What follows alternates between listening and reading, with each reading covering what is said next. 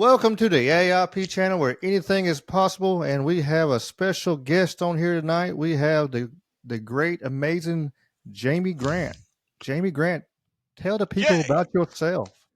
Jamie Grant. Hi, boys and girls. J to the double G, Jamie Grant. Ricky, thank you for doing this, man. We've been talking about doing this forever and a day, and have finally got face to face on this thing. Thank you very much for having me. Man, I'm the mouth of the South, baby. I am one of the local combat sports announcers in the region. God, Ricky and we've been friends. I guess since I started doing this 6 years. You're one of the first people that I met when I got into the sport. Um, I run around with some different promotions. I work for a lot of different promotions throughout the region, and I'm just a big part of the community. And just here to shoot the shit with Ricky today, have some fun, and goof off for the next hour, 90 minutes, however much rambling y'all can get out of us. I ain't got You shit to never do know. tonight, baby. We are here. So, You what never what you know. say? What'd you say when we were gearing up? Swing for the fences. It's That's it. And the name of the podcast is Anything is Possible. So that's always I keep in mind, and it's like anything is possible. So anything can pop out of this. We will talk. God only knows what we'll talk about tonight. So please sit and listen, enjoy. If the section we're on right now is not your cup of tea, give us about 5 minutes. I Hey, guarantee we'll listen, hit we are something that going to you come like. around to some weird shit before it's all said and done. You never know which direction this is going to go. Um, Ricky and we share some fun things in common. Bigfoot, aliens, supernatural, Alex Jones. I mean, I don't want to talk about gods or anything, but you think they're going to take that man off the air? Then we do MMA, and talk about that and this local Memphis community, and like I said, God only knows what. Yeah, skinwalkers and Well, and hey, Elvis, let's stop you right skinwalkers there and real Elvis quick. Presley. Let's stop you right there real quick because let's talk about All right. community. Yes. Community. You say the Memphis community, but you are nowhere in Memphis. You are down where? Where at Mississippi are you? Well, I still believe this is part of the Right, but tri-state. It's tri-state. It's tri-state. We're right here, right, the tri-state, and when and people within a talk about 30-mile Memphis, radius, we're a community. That's why I look at it. But right. oh, Memphis is so much more than just the city limits of Memphis. You've got the West Memphis crowd, you've got the Jackson, Tennessee crew, you've got everybody from North Mississippi, from Tupelo to Oxford to Senatobia to Batesville. Yeah, Memphis it's a rather unique community comprised of a bunch of different things. So, oh yeah, and then you go, like you said, on Arkansas. You got West Memphis. You got Jonesboro and Wynn, and um, it's amazing hey, all the they gyms got some we got. killers out of Arkansas, man. Man, it's just some. I don't know what in the blue hell they feed them some bitches. I swear to God, it's like there's this cornbread and fed, and like I went over to Wynn and Burge Frank's over here at the house. I went cross train with them the other day, and it's like I'm the smallest person there, absolutely the smallest. And then like JJ was the next biggest, and everybody was bigger than him. It was like everybody was like 200, except for Burge. And then Burge Frank is a monster. If you ever Right. get the chance to work with him, he's 20-year vet of jujitsu who's mean jujitsu is just he'll wrist lock you in a heartbeat, if he can. Or and So, how I long have always you been practicing jujitsu? I've been practicing jujitsu since '08, so it'll be 16 years in December. And what made you get into jujitsu? I actually wanted to from the first UFCs. Actually, when I seen Hoist start tapping people out, and I was doing karate at that time, I wanted to get into it then, but I didn't know where. And in a side note, I'm kind of glad I didn't, because if you look at a lot of them guys that did start back then, they're all banged up and broken and pretty injured and stuff. The ones in the community in here, the ones that started way back then, there's a lot of injuries and stuff like that because they just beat the hell out of each other. There was no, you might have a blue belt in the area and that was it. That's who teach classes, and if a purple belt showed up, it was all inspiring, and then like I was just on a podcast, Tokyo Jiu Jitsu, and it's coming out on the 12th this month actually. So I'll be sharing that. And I talked for like an hour and a half, I think, with the guy, and we talked, and that's something I brought up was like, everybody's it's so blessing right now. There's black belts everywhere. You know, um, all throughout the, like, this here. There's so many black belts. 20 years ago, you didn't have none here. You had to drive, um, you know, and travel to go to a seminar and actually see, a purple belt or brown belt. You might have a brown belt show up and do a seminar or a purple belt, and that's the best you could get, and or you watched old Gracie videos, or you bought the old Gracie books and stuff like that, which I did that too, but yeah, I did a one old Chad Chilcutt's tournaments back in 1998. I did a grappling tournament then. Didn't know nothing. I got second place though. Well, there I you did go. just by grit and determination. Like Cageman said, we were talking that day at the Waffle House. You know, he I felt if I get the words out, that made me feel good when he said, I helped him make him better on his submissions because I was just so honoring and so tough that he had to get better to catch him because I would just push through and turn colors and all that kind of stuff. Right. I would, be so stubborn, and that's what I did on that first tournament. I was just grit and heart and and I remember I went to 3 overtimes, and on the third overtime, the dude landed on mount, and I was dead tired. But and then on the turn, my karate instructor was mad as hell at me because I was over there rolling around on the ground. And this is not what we do, Ricky. And I just signed up on my own. I was like, I won't do it. I can do this. Right. Well, when I, you I've watch watched it, pro wrestling all my life. I can do this. right, I can grab somebody and throw somebody Yeah, down. yeah. I'm I can strong. hold on to them and survive. Yeah. Uh, it's fun stuff, man. It is fun stuff. What kind of interesting paranormal stuff have you come across lately, man? So I know you're on Twitter. Your handle on Twitter is the Legend 4H. Hmm. So I assume that's an ode and a tribute to the Four Horsemen.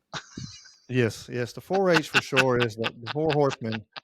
Um, and my email address has the 316 in it for Austin 316. I was like, it Big um wrestling fan, huh? big wrestling fan, Now, from were from you a WWF or WWE?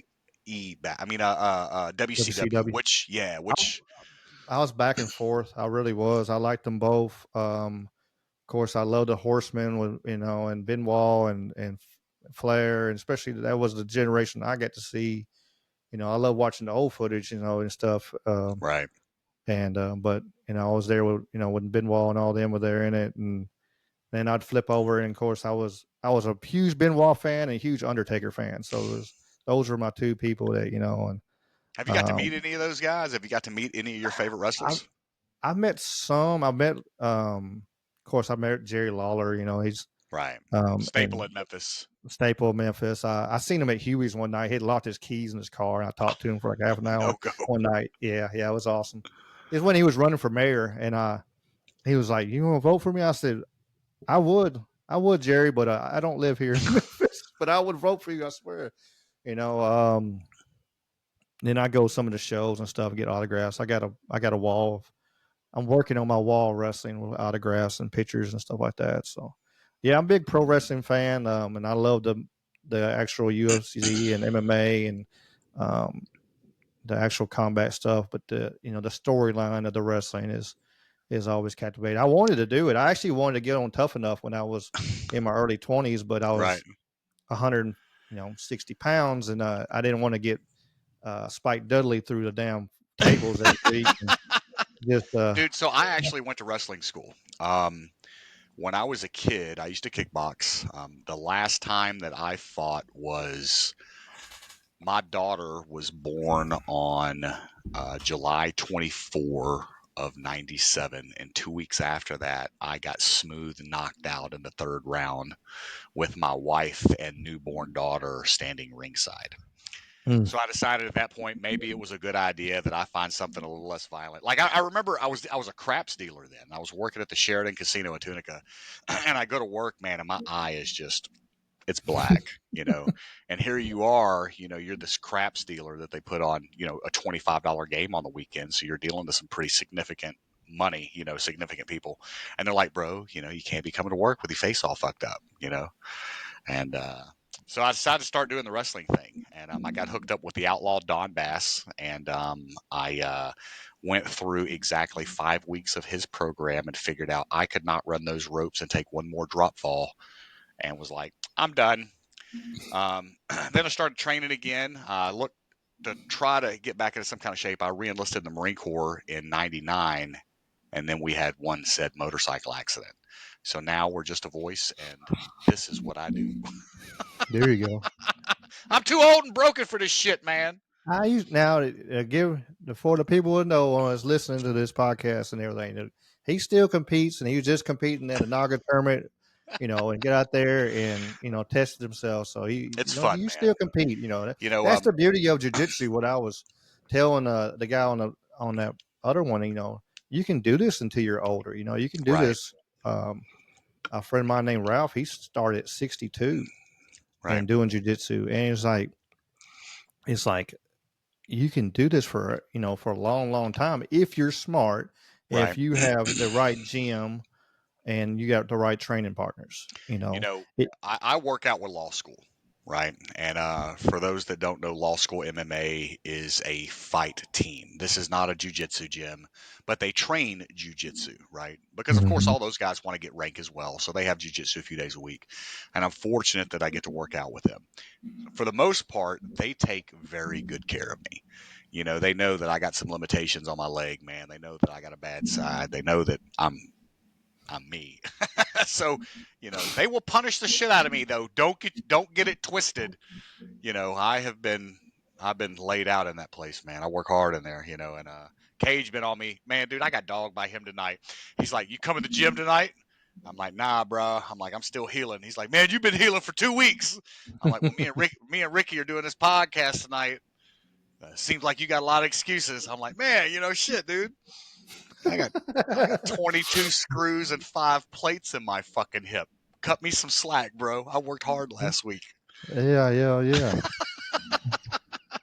That's a good thing. Like with my guys, they got it all hard. We sit there and they'll push you. There's a bunch of they'll push you, but they'll also like they ain't trying to snatch stuff. They're not trying to Right, hurt people. They'll tap you, and you're going to feel it, and they're gonna give you a hard roll, and they're gonna give you the 100%. But at the end of the day, they're not trying to snatch your arm out of socket. They're not trying to show. All of them got to go to work. right. One And thing I learned is if you are an inexperienced person or you do have injuries, or roll with somebody way advanced than you. Roll with somebody that can dominate you, because there's nothing for them to prove. Now, if you get stupid and do what I did when I first started doing this shit, and you jump in with some 22-year-old kid that's trying to be a blue belt in 6 months, he's gonna fucking break something on you. So you have to really balance who you're gonna roll with, man, and go with them dudes that can dominate you. That's you know, that's how you and learn. right. I mean, I've been fortunate, man. Like I've been thrown to the ground by Patera. I can't tell you how many times. it's it's so cool being able to work with these guys. But like I get to roll with Paul Kimball from time to time, man, and Paul treats me well. You know, um, That's a scary young man. he is. He is. I haven't got Uh, to roll with him in several years, and last time he's just like and me sparring him stand up. Last time I sparred with him, and then growing with him, and he's just scary. You can hit him with everything you got, and then he'll it's like just hitting a wall, and man. and then he don't change his facial expression don't change, and then afterwards like that was good. You got me with this, you got me that. I'm like you can't look at. Well, I don't Heath, look at right, faces. I look at, well, especially you know for the ones that don't know, I'm only like 5'7", so I'm looking a lot of time. I'm looking at chest anyway. So all I do is look at chest and shoulders. So when the chest and shoulders starts moving, I can see what's coming at me, and I can see the hips easier that way too. And that's all I'm focused on. I only look at their face because if you hit them, like if I hit them with a solid shot and they just look at me and go, I don't want to look at that. I want to think about back of the head. I don't want to look at that. All I'm looking at is that body and the hips in that way because that's what I'm aiming for anyway. If I'm sparring, Ethan I'm Birmingham. just Ethan Birmingham was rolling with Paul a couple months ago, right? And he starts talking about He goes, I had to quit and just walk away, man. He just looks so mad. I'm like, bro, he's not mad. What's up, homie? Oh, what is that? What is that? Dude, thank you, man. My neighbor just showed up with some lunch. Hey, thanks, bro. Hell yeah, Fuck. there you go. Well, awesome, Yeah. man. But damn, dude. I mean, fuck. Now I got dinner. There you go. You're having a hell of a night now. Dude, my neighbor is like the greatest person in the world. So I live next door to my best friend that we live in a duplex that he owns, right? And he's from Hammond, Louisiana. So he's like a Cajun, Creole, Italian back, like he's second generation Italian. Like his third generation. His grandfolks came straight over, right? And this dude can cook like nobody's business. And he's a generous guy, so he always makes sure everybody's fed. He used to feed the old guy across the street. Now he checks on Miss Linda across the street. He brings me food constantly. I'm like, bravo, dude. Place in That's heaven awesome. waiting for that guy. Okay. Oh yeah, yes. There's still You know. some good people out there. Like that, people talk about how bad the world is, and but their skew of how bad the world is because they're glued on the effing TV, and if they just turn that TV off, and especially the news, they would and get out, they would see how much better this world actually, how better the United States is. Oh man, And dude, actually, listen, and we have the people to greatest people, if country you in the actually get world. on there, yeah, we know if you actually get out there and talk to the people and see the people, like all your information. If you stay in your house and you stay in your bubble and you stay, all you watch is BS news. You're going to have a skew that's so twisted. I was on, uh, I'm syndicated on the Trouble Minds radio network, the KUPD, and I Right. was on the Trouble Minds show the other day, and I was talking with Michael Strange, and I told him a story. I said I was at my parents' house one day, and my dad had the news on, and he getting madder and madder and yelling and cussing and screaming at the TV. And I finally looked at him. I said, "Dad, turn that shit off. You're gonna have a stroke. Is Right. it worth it for you to have a stroke over this bullshit? Turn it off." And he kind of looked at me and sit there, and he put on a comedy, and he turned it off, and he went back. He was having, he just mellowed out. I'm like, man, it's not worth it. Well, what I'll tell It's you not is when you start. occasionally you can see the vein pop up through my head because I am way too in tuned to the shit that's going on right now. I mean, and Ricky, of all people, you know how much flack I've caught Oh yeah, yeah, since. yeah. I'm going to tell I you. mean, Listen, being a life. Listen, let me tell you what ruined it for me. Being a lifelong Democrat. I'm a Bill Clinton, Arkansas bred Democrat. Okay. And I grew up doing stand-up comedy for 20 years with that mindset and mentality, and the worst thing I could have ever done was come out of the closet as a fucking Trump supporter. People lost their fucking mind. And then as soon as I was like, there's something wrong with this COVID thing, I don't trust any of this, you know shame, shame. Yeah, it was a fun time. Last 4 yeah, years. yeah. I tried my best to stay off it. I had my moments, Right. um, especially before that. It was like, I mean, I even had my uncle took me off of Facebook, but even because he was mad at me because of my point of view on certain things. But Oh, dude, my you mom know, deleted me. My mom deleted me. uh, She's like, I can't believe my you mama support never, that Donald Trump. my mama never deleted me. That's just how my mom is. My mom, Oh, she'll don't get worry. She'd call me disappointed. 30 times a day. So she would still call me multiple times a day. Oh yeah. She just didn't want to see my shit on social media. Well, that's one of the reasons I don't I only post on like my social media. Well, on my Facebook and stuff like that. It's just fun stuff or gym stuff Right. or I've you had to know. I've had to And reel it because in, like I'm like, you man, I know. don't want a bunch of BS on there. Once my mom got on there, I kind of toned it down a little bit. Right. I had my moments of Twitter now is open. There ain't none of them on there, so it's Bro, open. look, let me tell you, Twitter It's open Twitter is the season. greatest asset to the world that I don't think people understand. After Elon got a hold of that program, dude, I spent all of 2021 banned from Facebook, Instagram, Twitter. If there was a social media outlet in 2021, my ass was kicked off of it. You know what I mean? And Yeah. Twitter right now is truly the open forum for free speech right now. And there's so much information coming out. Like, are you paying attention to the Fauci hearing? Any of that stuff I, that's going on? I a little bit. I've seen a little bit on it. I haven't dug into it. Bro, bro, I've been bro. digging into. I've been What digging rabbit into hole are it. you going down? There we go. I've been digging into so many other things. I hit stuff and then like I hear something and then next thing I know I got 10 tabs on my computer and then I broke it down on my computer. I have three screens. I got three 32-inch TVs as my screens here. And then I'll have a tab screen with just this one subject and then like 10 tabs on that. Then I'll minimize that and I'll pull up another one, blank one, and then I'll go again once I find something else. And then I go back and then I'll do like podcasts about them and Right. dig deeper and do my research and stuff. Well, I won't lose it, but I'll look up a bunch of stuff real quick and like, um, let, shoot, that's a good question. Some of the rabbit holes.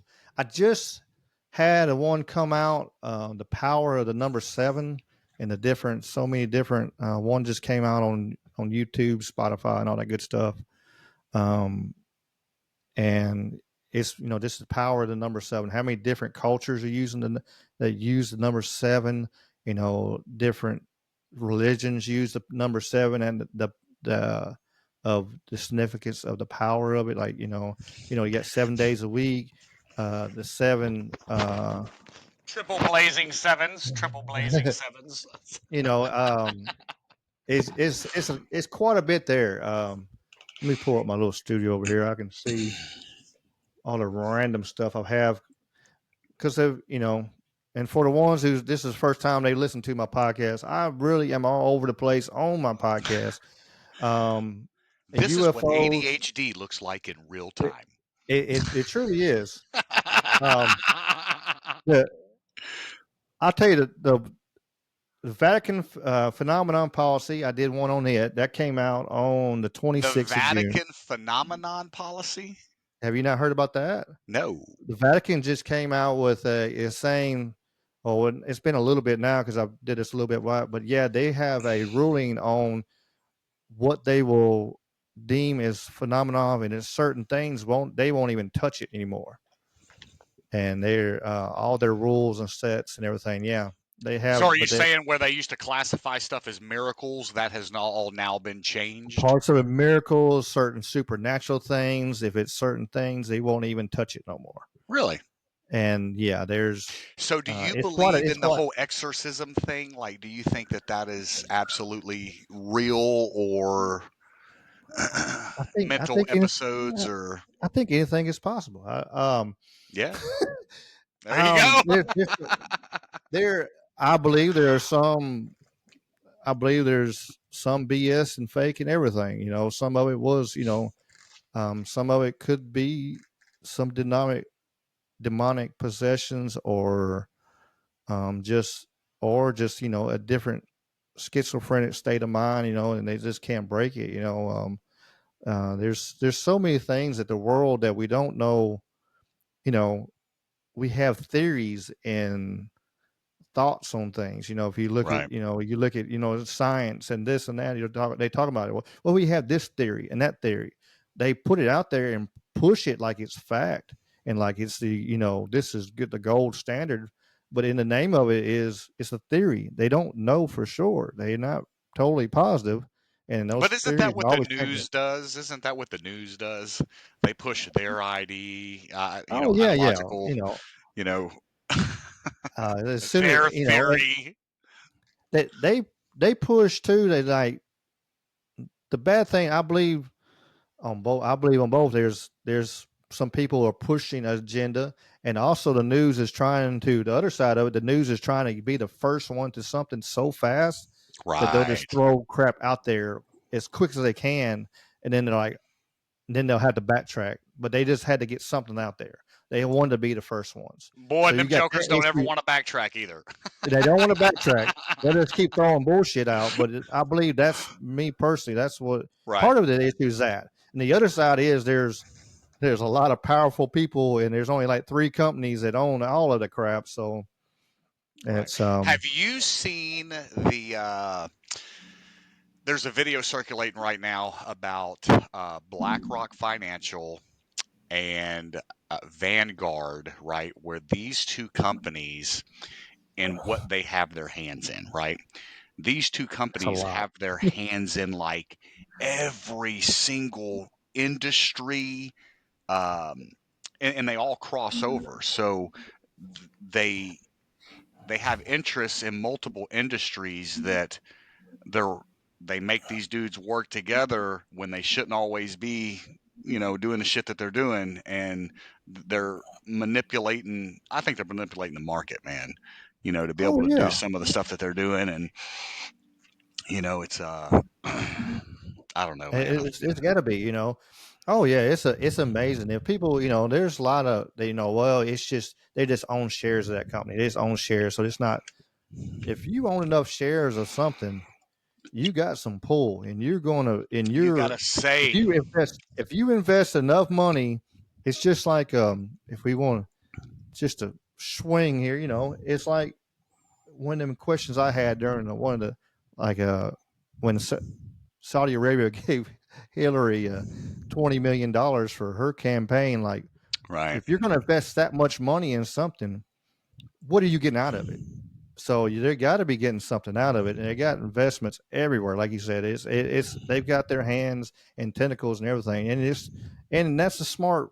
Big money is smart. You're supposed to diversify and have your hands in lots of things so you can make more money. You don't want, like, if one thing goes down, you want to lose everything. You want to be able to have things that back you up, but yeah, there's a lot more to it than just that. But it's smart business to have their hands in a lot of stuff. But you they know, are manipulating a lot of crap. One of the things that I found very interesting that came out when Trump was still in office, was that no antibiotics were produced in the United States. All the antibiotics that are consumed in this country were all outsourced. And that, how do we let something like that happen just for profit? You know what I mean? Because now we're dependent on a complete supply chain, another nation, the integrity of their product. I mean, Jesus, how do you let that happen, man? I mean, they got to import all of the gunpowder now into the country now because they shut all the mines down. Bro, I saw something this morning. They took a can of corn from Walmart, the Great Value brand, right? And if you Mm-hmm. take that can and you look at it, now we all know that the United States is a corn country, but yet that corn is not sourced in the United States. How is that? Because all of our stuff, it goes they is because of they send all our stuff overseas to other places. So it's the petrodollar in completely thing. A lot of people believe that the dollar is backed by gold, and it has not been backed by gold since The 70s. 1943. No, the 40s. But didn't the The petrodollar federal, come the federal, about? the federal, the Federal Reserve has not had any gold since like the 40s, I think it is. Right. And uh, I'd had to double check on that number. I believe it was 43, 47, something like that. It's been a long, long time. And the petrodollar, they started using, especially like the 70s, early 70s. That's when you started really seeing it talk about the petrodollar because of, and that's when what damn what's his damn name? The president actually kept everybody's gold. They're like, "Hey, y'all send your gold and everything over here, and we'll give you, dollars and stuff like that." And then when when the oil embargo happened, they actually kept all the gold. They kept everybody's gold that it had brought over here, just sitting here. Like they had it in our banks and stuff like that. And then we're like, nope, you can't have it. You're not getting that back. It's ours now. And that happened in the 70s. And but Yeah, I mean, the dollar is backed by the petrol. So whatever, if you're Oil. looking at inflation, it's whatever oil goes up and down. You watch the oil price, the drum price. You watch the money. Inflation goes up and down. With that is one of the key factors.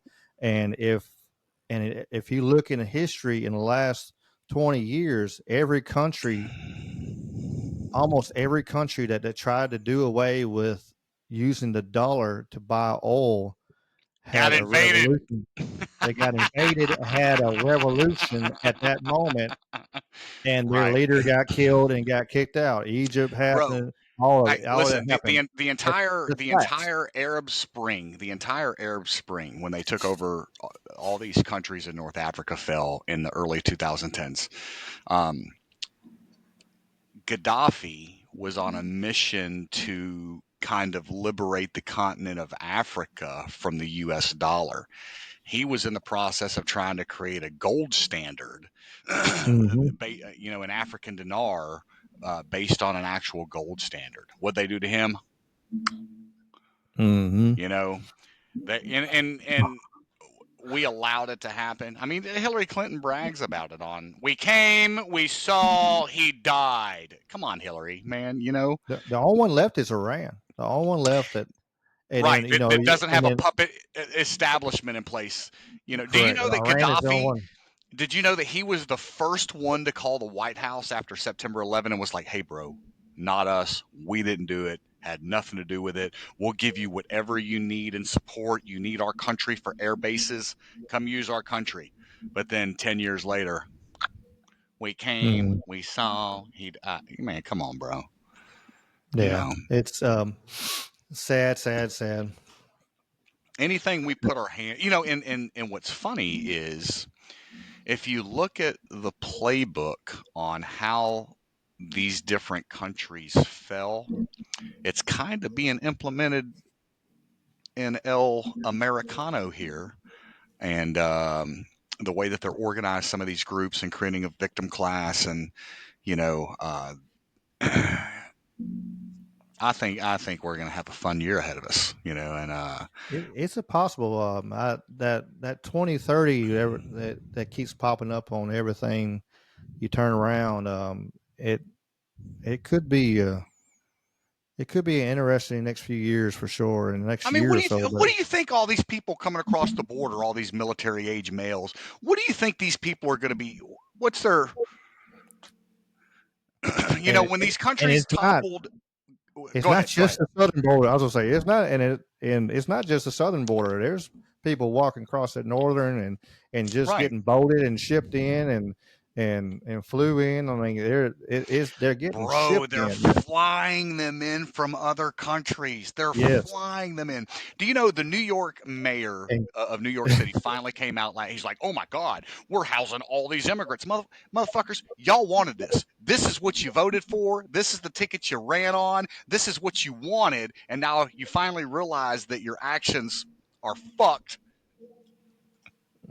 Reap what you sow." I mean, what do you expect? And you hear yeah, about all this shit going on where these people are, you know, for example, I can't remember what guy just killed this little girl. They find out that he's been kicked out of the U.S. a couple times and already had another charge on him. And he ends up coming back into the U.S. And how do you let that happen? It's almost like the revolving door policy in Memphis, where criminals just walk free and go on to commit more murder and mayhem. yes, And yeah. it's like I said, it's so fucked up that it's almost by design. How do you let something get so fucked up unless you're It could be. intentionally allowing it to happen? It's a, there's a method to the madness. They always you divide and conquer. So they put anything they can out there to divide everybody. And even when they try to certain things and divide us on race, and then they seen that's not working because people are still Right. coming together, and they're not, the race part really isn't working as well as it used to, and so now they got all the other stuff, you know, with the genders and all that kind of One of the stuff, first and so things they that happened one of the first things that happened during the Arab Spring, when I talk about that playbook kind of being laid out here currently, a couple things happened. One, those countries got flooded with immigrants from other countries, right? So you had a surge of people coming in from Yemen. You had a surge of people coming in from outside Libya that all of a sudden became part of this force and this rebel group to help topple um, Gaddafi, and then in Syria with al-Bashar. Um, they freed a bunch of people from jail. They're letting all these violent prisoners out. Sound familiar in the U.S. right now? This whole defund, criminal rights. I mean, dude, you hear about these dudes in Memphis, man, that are constantly part of that revolving door, and then you find out they let them out on a $500 bond, and they just shot up a family of 4 or 5. How was he out on bond to be able to go do that again? And And the then when you, $500 is only 10%, so that's only bro, $50. yes, So $100 he's out. you know, You know, um, $50 bail bonds fee and $50 for his thing, and he's out. there's a judge That's in all. Memphis, Massey, I think is her name. Karen. In fact, it's Karen Massey, blonde lady, curly hair. She is notorious for letting some of these people out on these lower bonds. Like whenever you see these news stories, her name is associated with it. This Judge Lucchese just came back and issued a higher bond on a guy that shot up some other family's car or his baby mom. Something happened. He shoots at like 5 people. And the judge's concept is, well, we're going to give you $25,000 bond for each victim. No, why not just give them like a $500,000 bond, man? These people are committing violent crime. They're shooting at people. They're not just shooting around them, hoping to scare them. They're shooting at them. Come on, man. Come on, brah. Memphis is like the Wild West right now, bro. It is. I In mean, Mayor Paul they don't. Young's office, listen, fun stuff about the mayor of Memphis. The mayor of Memphis has disabled comments on his Twitter feed. You can no longer comment on them. They released some kind of citywide memo that says that social media admins throughout the city are no longer allowed to talk about the crime that's going on. So when you go to the Memphis Police Department Twitter feed right now and you look at their Twitter feed from 6 months ago versus now, it's like missing persons. Look at this community engagement event, random shooting story. But it's not filled with the violent crime, violent crime, violent crime, violent crime that it had been filled with. It's like they want you to think that it's not there. But when you listen to the scanner every night, you get a full scope of what the hell this city looks like, and it's wild, bro. It is It wild. I almost got shot a few months ago riding through Memphis, and it's just one of them wrong place, wrong time. I was riding through there and um, trying to help my son sell a truck, and we went the wrong direct. We were supposed to be on this other side over here in this church parking lot, making this guy, and it's over near law school, over Get Well and Rose area and stuff. Yeah, man. But and we turn around, and I turn around, and I looked like it was two guys kind of wrestling around, but it was a guy and his wife was fighting in their front yard, and I made a U-turn right there in that their road in front of their house, and he looked at me, and I looked at him like, and it gave her a spot moment that she jumped in her car and drove off. Well, when she did that, he started open fire on her. He started shooting at her. No shit. When was No shit. this? Uh, a few months Wow. back, yeah, I was right there and seen it, and I talked to I won't put his name out there, but I talked to an officer I know, and he We and probably he know was that like, yeah, same yeah, officer. and it was he's like, yeah, we seen it in the camera. I said, yeah, if you look in the damn camera, you'll see my damn truck right there, and turning around. I Well, guarantee it. And somebody shot at me. he just got quiet, but yeah, it is it is I honked at a guy down here at Madison and McLean because he pulled out in front of me, and your first reaction is, yeah. so Watch out, bud. the dude yaks his brakes on, so I have to slow down, and then we're doing like 25 miles an hour all the way to Poplar. Well, I'm busting a left on Poplar because I'm going to Kroger, and the dude turns left. So as soon as we turn left, I pause for a second. He goes through the intersection, makes the left, and then stops his car as soon as he busts the left and gets through into the straight lane. And I kind of slow down, pulls his hand out the window, clack clack. I'm like, man, you know, it's just They really don't because I care. honked at you, because I honked at you. They just don't care, man. And on the other side of things, and it's been like this for a while, like in Memphis, because I had my car broken into a while back, and there was fingerprints all over it. They bent Right. my door open and reached in there, unlocked it, and took my coat out of it. I went by the police, and I'm like, "Look, there's fingerprints. I can see it in the dust." Well, there's nothing we can do about it. And he's like, "Do you really?" They were like, "Do you really want to do a report? Because there's nothing's going to happen."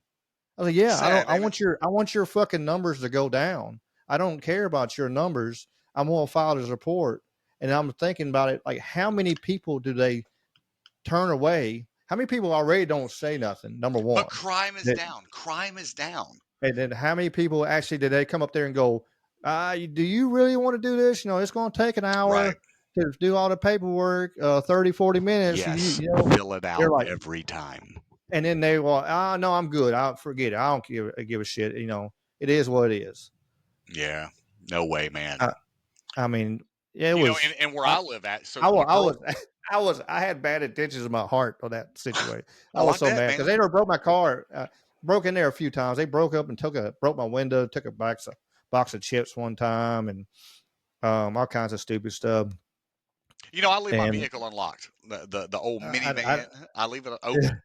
You know, I get in try to there. do good. Somebody sat in the back of my truck one time and actually tried to unscrew the hasp. Like sit there, they sit there so long, they reach behind where the lock is and tried to, with a little pair of needle nose or something.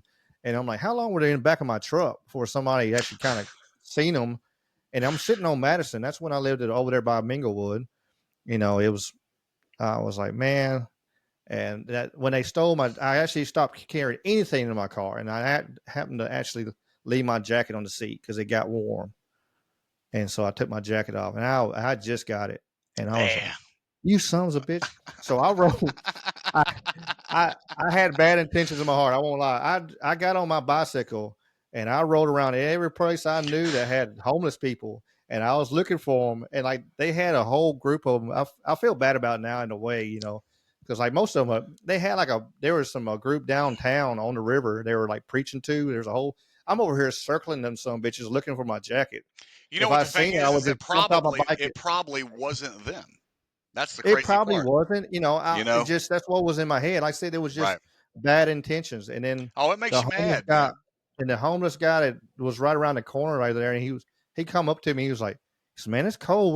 Why don't you have a coat on?" I said, "Somebody stole that Somebody motherfucker." He's stole like, it. One of your boys out here has it. "Yeah, You yeah." know, And I've been I looking for him. He was hey, like, "Man, I hate that." That dude was cool as hell. That guy had the funniest story one time. He told me he told me that he had a sign, asking for money, and dude asked him, "What do you want money for?" He said, "Well, I want to buy drugs." And dude's like, "What did you say?" And he told him again, and he said, "Well, you stay here." And he said the dude went to the bank and pulled out $500 and gave him $500. He said because he was honest. And he said it was Christmas time, and I took care of my mama. I got her some Christmas. And then I fucked up the rest. and then I I went said, and "Well, at got least you took care of your mama, man." He's like, "Yeah, I took care of mama." And so it was kind of that was because people just talk to me and tell me random stuff. It's just like one of my gifts right. of You people know, just coming to me. I've got I try to help as many people as I can, man. But the reality is you can only do so much. I I won't give anybody money. Hmm. I'll go buy you something to eat. I'll go make sure you have some water. If you need a ride, I'll call an Uber for you.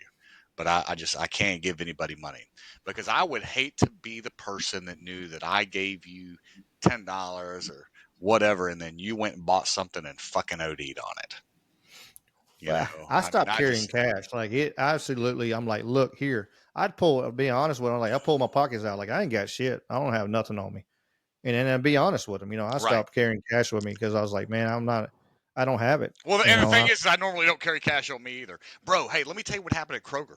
Um, what is today? The Today's fifth Thursday. Friday. No, today's Friday. Okay, Today's so Friday. Tuesday, Kroger on Summer Avenue is a pretty interesting spot, right?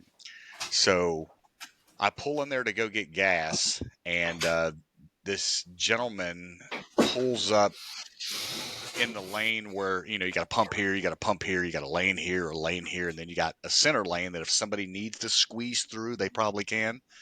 He Mm-hmm. pulls in kind of cockeyed, blocks both pumps. Three dudes pile out of the car and they immediately start walking up to people like this close to him. My car's out of gas. I need some money. Give me some money. I need some money. And it's like, whoa. So the chick next to me immediately panics, because one of the guys walks up to her, and I leaned over to her, and I don't remember what I said to her, but I like, are you okay? Are you good? She kind of looked at me, so I told her, I said, hey, I got it for you. I'd already done pumped my gas, so I finished pumping her gas, and I watch these dudes, and they go to every single person, and then get back in their car and just drive off.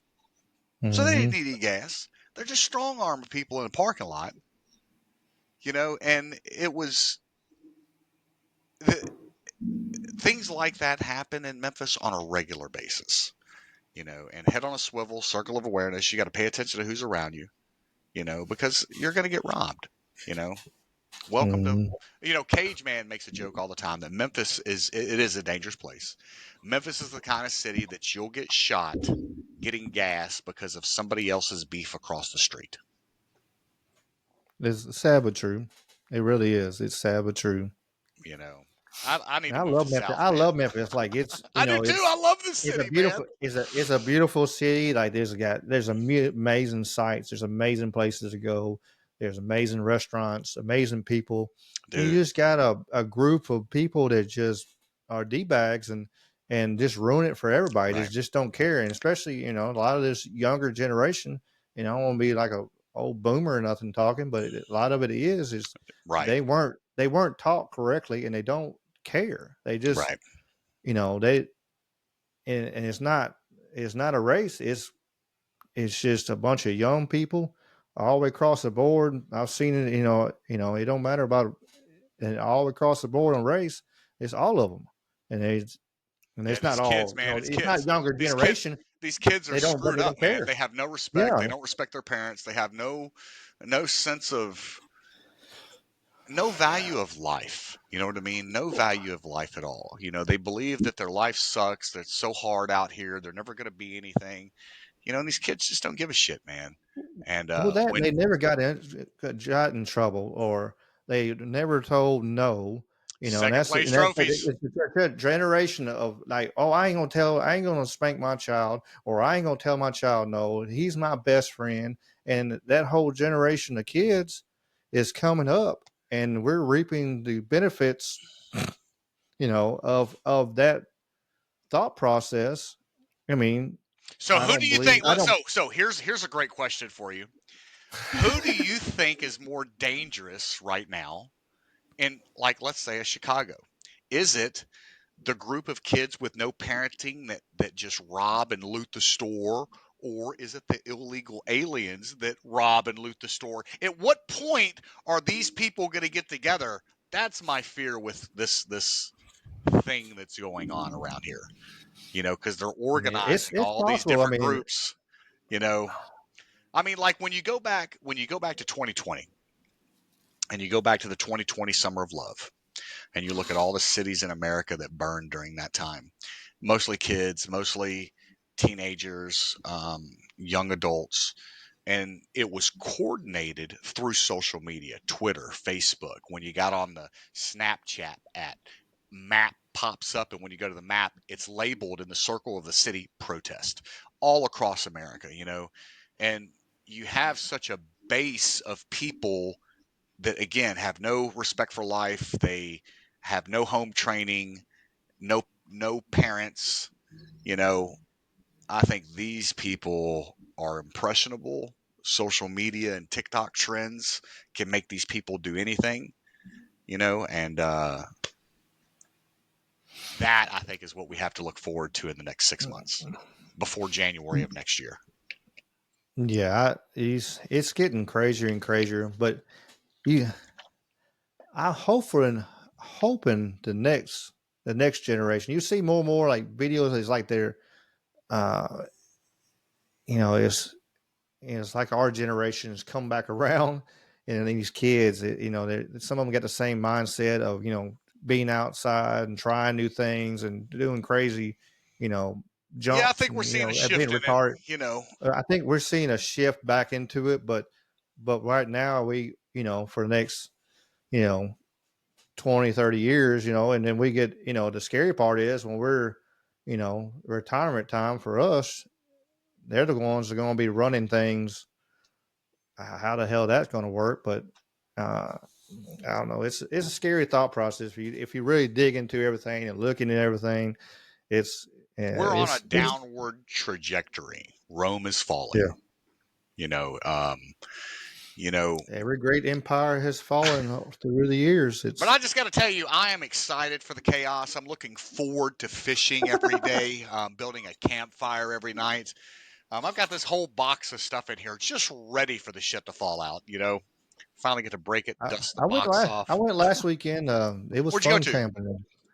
Uh, I went all the way the Natchez Trace Parkway. I Nice. started in Natchez, Mississippi, and drove to Nashville. Went through the whole Nice. I've done that run. through, Yes, sir. Hey, did you and so right before you cross into Tennessee, I believe there is a cave little spring. Um hmm God, I wish I could remember where that is, man. It's such a cool place to go swimming in. Man, I wish I could remember where that is. Dude, I love road trips, man. What's the me longest too. road trip you've taken? I moved to North Dakota, Oh, all the way up there for nice. about a month. All the way up. I was 11 miles from Canadian border. I was In in the winter or Bottineau summer? summer. Oh, see. It was nice. It was Nice. nice. And the funny thing is, like, it was 70s there, and everybody was dying. They were like, "Oh my god!" It It's was, "Oh so my hot. god, It's so hot. it's so hot." And I'm like, walk around like in a tank top and just walk around, and just they're like, "Aren't you hot?" I'm like, "No, this is heaven, Right. absolutely heaven." But When COVID happened, um, I've taken two pretty. I mean, I take some road trips pretty regularly, but I've taken two pretty epic road trips. One was when COVID started. I went up through. I left Memphis and went up to Missouri, and then cut across Kansas into the Dakotas. Went to Montana, Wyoming. I shot back down through Utah, through Colorado. Got down into Oklahoma, Texas, and then ended up coming 40 back Memphis.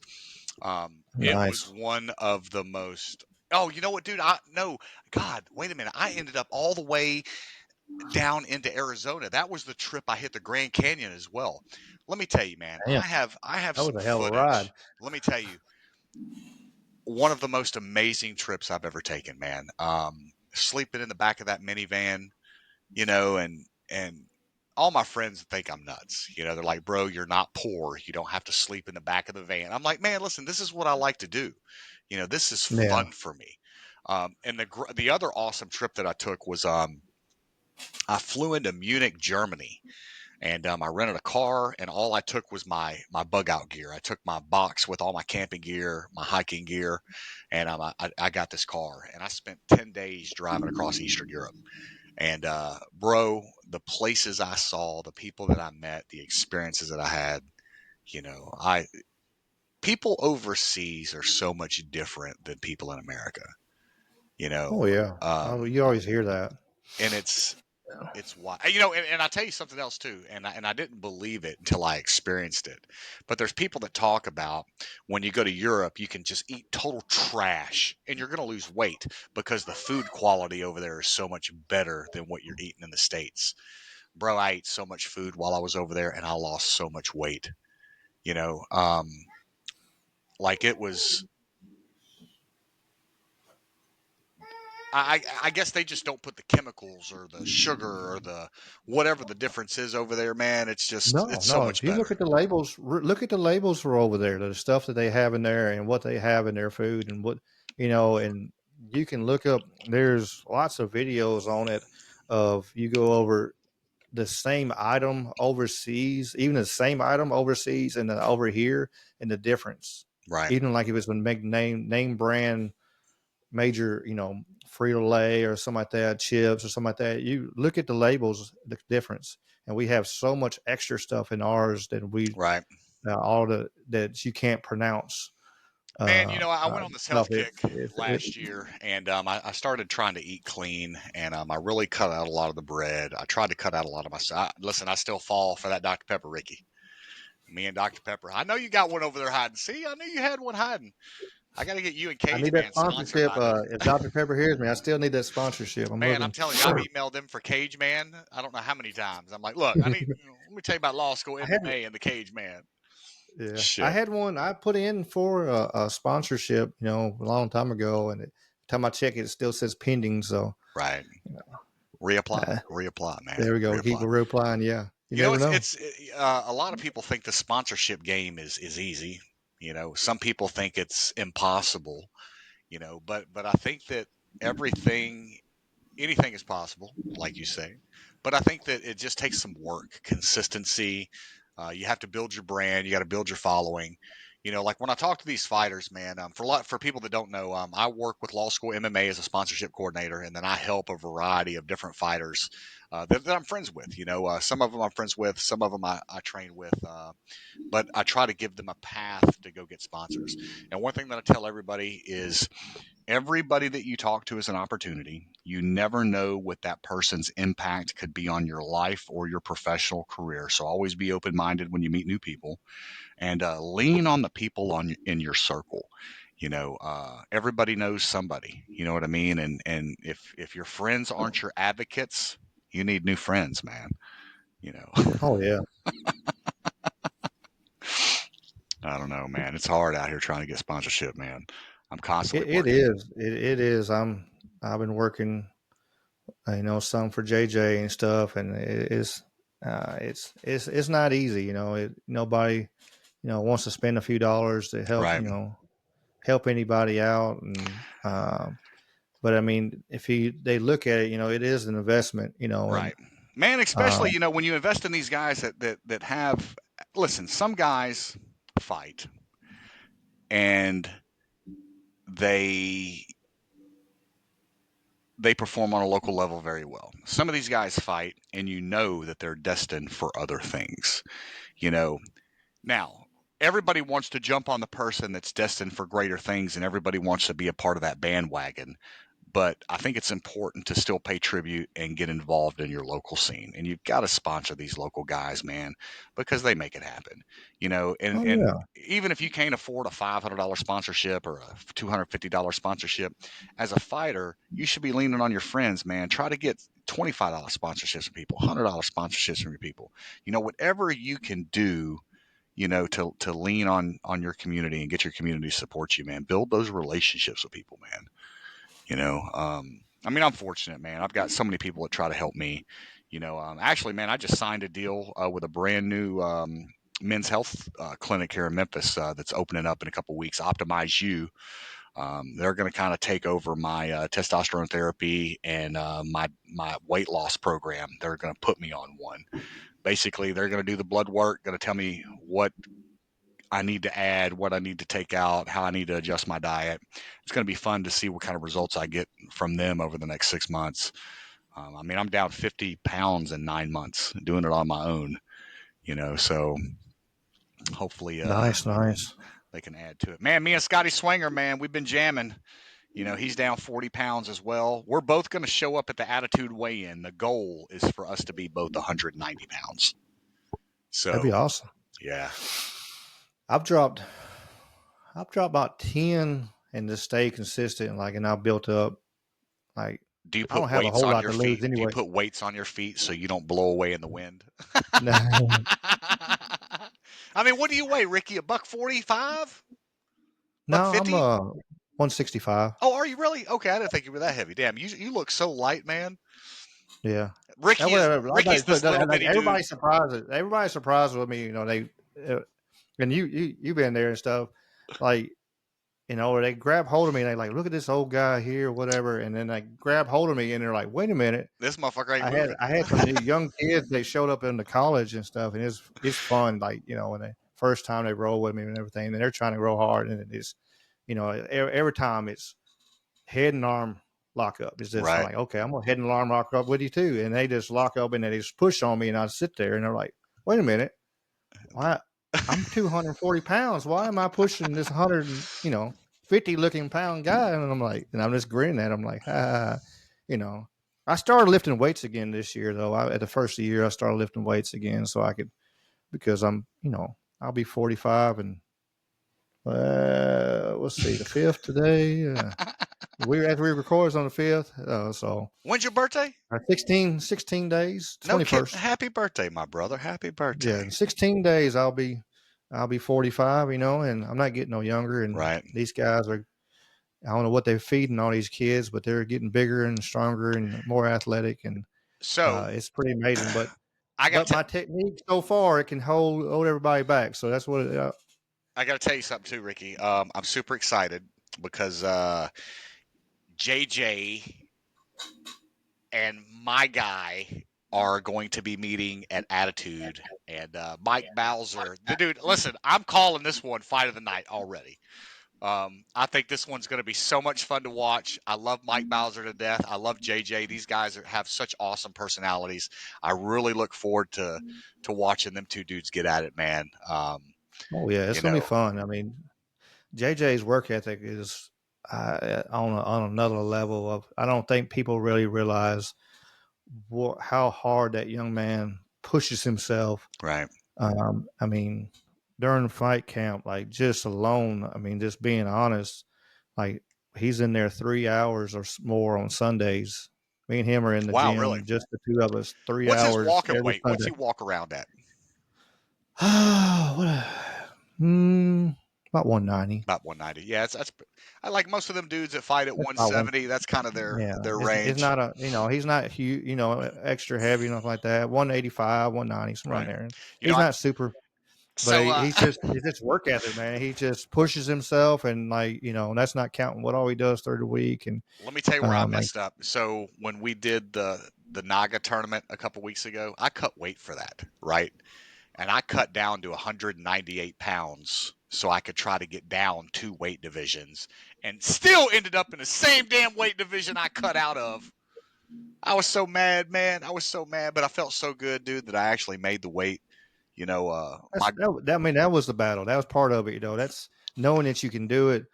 bro, I But yeah, cut 14 pounds in 2 days, and that's the bad thing about by our age group for like Nagas and stuff. That's why I stopped me personally competing in them, because I've I will go and spend like I haven't competed in a Naga since I was a blue belt. Be honest, right, just because like I would drive, like I drove to Nashville and I competed against the same guy twice, and I spent right, $500 right. spending. I spent $500 and I went against the same guy twice, and that's it. And I'm like, okay. It's And then tough the for next us time I old went to guys, Nashville man. and do it again, and I'm like, and so and I'm like, man, I ain't cutting weight. I ain't Right, cutting weight. Now right, I could. My last match I had. Now I like doing the super fights or whatever. The jiu-jitsu like in the summit and all that. I like doing those. right, Because I know. Yeah, I'm only going against one person, but it's more on the line. It's more fun. right. Uh, you get the little entrance music. Of course, I come out here with my robe on and have fun and You gotta have woo fun, with the man. crowd, and the crowd woos back at me, and then that's just fun, man. I love it. When the crowd is wooing back at and you just see me out there, or just like I run into people at tournaments like, you're the one that had the robe on. I'm like, that was me. And I'm like, I'm in my 40s. I'm here to have fun. I'm Right, here to compete and do well and do the best I can. And my mindset always is I have a mental block sometimes because I like to see what people are going to do. And so every once in a while, even when I'm competing, I switch my mindset and I go back, oh, okay, what is he going to do here? And I sit there and I'll go, okay, what are you going to do? I want to see it, and it's hard for me to sometimes compete. Like if I'm focused as somebody's, getting ready for a camp, and my mind's like, okay, I know I got to do this one thing, or, especially fight camps. I'm better at that because okay, I know I got to push them everything I got because they need the very best of me. So it ain't no playing around. There's no half-ass. There's no looking for stuff. I need to push them as hard as I possibly physically can. So I roll better. I'm moving better. I'm transitioning better. But then, like I said, I go against somebody that is not competing like that, I'll just play around. Okay, Right, come here. dude. I I roll don't care. against. You're 300 pounds. I don't care. Come here, and I'll roll with you. I roll with Liam McIntyre a lot. Is that his last name? Is that Liam's last name? Now I'm gonna feel horrible if that's not. Hold on. I got to look Just this say the up. first name. Yeah, here you go. Liam. Anyway, Liam over it. No, Liam McGregor. God, I don't know why I said McIntyre. Anyway, Liam is awesome, man, and It's an he's M name at least. yeah, he's one of our amateurs over there, man, and he's a young kid, and I roll with him a couple times a week, and man, these kids, man, first of all, they're so strong, you know what I mean, and you go against somebody that's 40 pounds lighter than you, but they've got the ability to just kind of manhandle you a little bit, whereas you have the technical ability to be able to move me, rolling against these young, strong kids, man, sucks. They just, Eh, eh, there's oh no, yeah, I'm just going to roll you this way. They're yeah. cranking on They're shit, not using man. leverage. Yeah, they're not using leverage, and I have to use leverage. To move these 230 pound, 40 pounders, I got to use leverage. I can't. I'm not out muscling them. I mean, I can lock up, like I said, and play around and hold for a second, but I'm gonna get tired, Right. and then after a little bit, I I watched like having fun, and I like surprising people for a second. Like, wait a minute, and then I use leverage to because then they start. Okay, I'm gonna push harder, and then that falls right in my game. Then I just use leverage and put them on their right. back, and they're like, "What happened?" I'm like, uh, I watched AD attack Cage sitting on the ground the other day, right? We're in between our rounds and we're just getting ready to go with the next round, right? And AD comes flying in, a little bit 135-pound AD comes flying in behind Cage Man just as the bell goes off and locks in to start rolling with him, right? And I watched Cage fight that little bitty dude for 5 minutes straight. Like AD is his his jujitsu game is decent, but his strength at his size is just wild, man. And he gave poor Cage Man a run for his money for 5 minutes, man. It was made him well, made they him say weight, and then age. You there was a Henry Gracie was talking about it. Like, if you're a black belt, but you're a 60-year-old black belt, and you're going against a 25-year-old blue belt who, on that side is on the other side, but like, especially if they got 40 pounds on you, if you're 200 right, pounds, they're 240. Well, there's a balance in there. So you take away belts from you and add like kind of them, there's a balance in there because they got the athletic system, but you had the technique, right, push it together. But I had a couple my guys, like, that's their course. Their goal is, just like with Jason and his guys and stuff, is, I got to tap him. It's coming. I had two of my guys jump on me at one time the other day, and one of them was you've seen him. He's just a freak athlete. Dominic, right, and he's biggest greatest kid you're gonna meet. He works hard, and he's just phenom. I think he's only won one silver gold medal in all the tournaments he's competed. The rest of them in gold. And right. then I had another Aiden attack me. They at the same time. They're both there. They're about got me, and I'm like, nope, not today. And I wrist locked both of them at the same time. And I was like, I'm channeling my inner Burge Franks. I'm like, nope, y'all, we want to go 2-on-1. Yeah, That's Ricky's not funny. playing nice today, so I come up and grab wrists and stuff. But I hate wrist locks, like doing rolling normally. But yeah, if you're 2-on-1, it's no how everything's off the table. Then I'm gonna grab what I can grab. Right. For Yeah. sure. Yeah, I'm just trying to survive when I'm on the ground. Like being half crippled, my goal is to get to the ground safely. You know what I mean? So if we're standing up, I'm trying to pull you down kind of into my guard and hoping I can sweep you as I get to the ground and can, or roll you over me. It usually doesn't work that way. Yeah. But man, like I've got to learn to scramble more. And Cage is always screaming, "Breathe, breathe, breathe." Because man, as soon as I start working for that Kimura, I'm like, That's the number. It's amazing. That's the number one thing people forget to do. Like, I think part of it is because like a lot of people's lifted weights, and they come over here and they want to. I'm gonna hold my breath and for I can hit that bench press. Okay, that works for a bench press. You're only going to do for 2 seconds. right. But when you're trying to If you hold a can't, you dude for hold some, 30 you know, seconds, right? right. Your gas tank is, it's like you're driving a big block Chevy, with a 454 and a couple 4 barrels on top of it. You hitting that Dude, gas, and that gas hand is just steadily going down, let me tell and you, you got to breathe. It's and I watched so many people. I seen a guy take a guy down like 7 times in a row in the first round, and just after that, he just run out of gas, right. and he was like, "Man, I'm tired. I can't go no more." I was like, you got this, or you gonna go out on your shield, one or the other, Dude, I but was rolling you with know, Marquis Jones, and somehow or another, I get Marquis in a triangle. Okay, and I've got him in a good triangle, and I'm squeezing down on him so hard, and I'm pulling on him so hard that I've got his, and his head is shaved. I got all the skin on his head rippling up in a big buckle, and he just will not tap. And I blew my entire load trying to pull down, and he just bared it out for a second, and then I get tired, and next thing you know, he's on top of me. I'm in trouble, yeah, and it's like, what the fuck, man? yeah. If I'm rolling, and if I go for a little bit, and then okay, I'm just letting go because I ain't gonna burn myself out. Yeah, and I've had to It start ain't doing that, it man. ain't worth it. Right, I've had to start doing that, man. You know, I was injured, so I've only been in and out of jujitsu for about 5 years. Right after I first started doing it, I was rolling with a blue belt, and he messed me up pretty good. He had me in a body triangle, and he clamped down pretty hard, and he popped my bottom two ribs on my left side. So a year, I can't do anything. In fact, I did my very first tournament 2 weeks after that with fucking two jacked up ribs. And then I just didn't train anymore the rest of the year. So I take a year off, I come back into it. And as soon as I come back into it, bang, I screw up my left shoulder.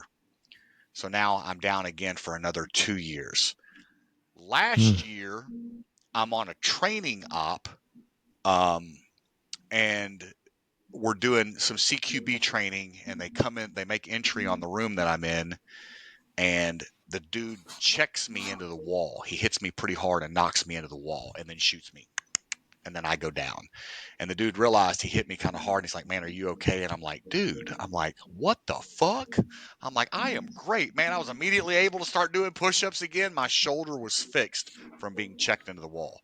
So for the last Wow. 18 months, I've been training, a little bit better. And then over the last 9 months, I've been training kind of, 3 days a week. I try to get in there, regularly, except for this last 2 weeks. I don't need to hear any shit from Cage. You coming to the gym? You ain't been coming to the gym? I took 2 weeks off and I catch all kind of hell for it, bro. Oh, dude. Man, I'm glad we got to do this tonight, bro. We got some Heck great yeah, yeah. software, man. Working on my GoPro. We got to get my GoPro fixed so I can get a little bit better quality video. Get that Ricky Pike video going. Next We'll time get we'll there. next time we'll try to actually put together an agenda instead of just shooting the shit randomly. And but it was I, fun, man. yeah, for sure. I Good mean, time. So it's hey, it's always good. what do you got coming up? Talk to the fans. Tell people what you got coming up with you and your people. Of course, we got the for the gym wise and everything. We got the attitude fights coming up. Do y'all have Um, anybody on Daisy's card? yes, we got So uh, July 13, Batesville, Mississippi. Daisy Murray's got the rollout of her brand new Tragone Fighting Alliance. It's going to be at the Batesville Civic Center. Who do you have on that card, Ricky? we got I got Zach Bishop on there. Oh, Zach is on that card. That's right. That's right. Yeah, And yeah, then Zach Bishop's next going to be on up, that card. And, let's see. Next up will is be attitude. yeah, Attitude MMA, Southland Casino. Man, dude, listen. Let me tell you before we kill this thing. I'm so excited about this show. Um, when I first started announcing fights, I was the promotions manager there, and I had a dream that we were going to pull off a fight there. And I publicly said, we're going to do a fight at Southland. And people came out the work to attack me from other promotions. I'm not going to mention any names, but everybody wanted to hate on me like it'll never happen. It happens. And now here we are 6 years later. I've survived. I'm still in this game. I'm thriving. And Attitude MMA is going to West Memphis, Arkansas. August 10, baby. We take over. I'm sorry, I get carried away. I go into character. Shit goes sideways. Um, Yeah. but, man, there are a lot of great things coming up. That's a good card. That's going to be a really solid. It's a solid card. Bro, I'm I know excited Sky for it. Stover's going to be on that card, and And I got man, the I full forget all card. it. I got the full card Yeah. right here. Uno momento. This could get me in trouble though, because Scotty will send me some shit, and I'll be like, "Hey, this is blah blah blah blah blah," and he's like, "Hey, bro, you weren't supposed to share that yet." Oh, okay. Here it is. Oopsie, Let's see who else oopsie. on this card. Oh man, yeah. Also, we got Roberto Cruz. So from Oh, law school. yeah, Roberto. He's a good kid. Yeah, we've got him on He's there. a We've good got guy. Elijah Holt is on there as well from law school, and then of course we've got Mr. Bowser against your guy. Um, John Terrius Jones, yes, sir. the Angel of Double War, J. baby. Scotty Stober, Thomas Klingen, Jasper Darda, Brandon Serrano, uh, Jordan McCall came in Warmoth. I'm not real sure who he is. Justin Mullins, Jody Shutt, AJ West, Zach Powell. Again, I probably shouldn't have released any of those names because it's probably not official yet. But I get. Whoopsie. I'm Well, like, bro. we I'm know a like, couple don't of them. send me stuff. Don't send me stuff unless people need to know the stuff you send me. It's Well, we know the John Terrius Jones and the Mike Bowser for sure. That guaranteed. guaranteed. Guaranteed. I've seen Guaranteed. that poster. Man. Yeah, Scotty Stolber guaranteed.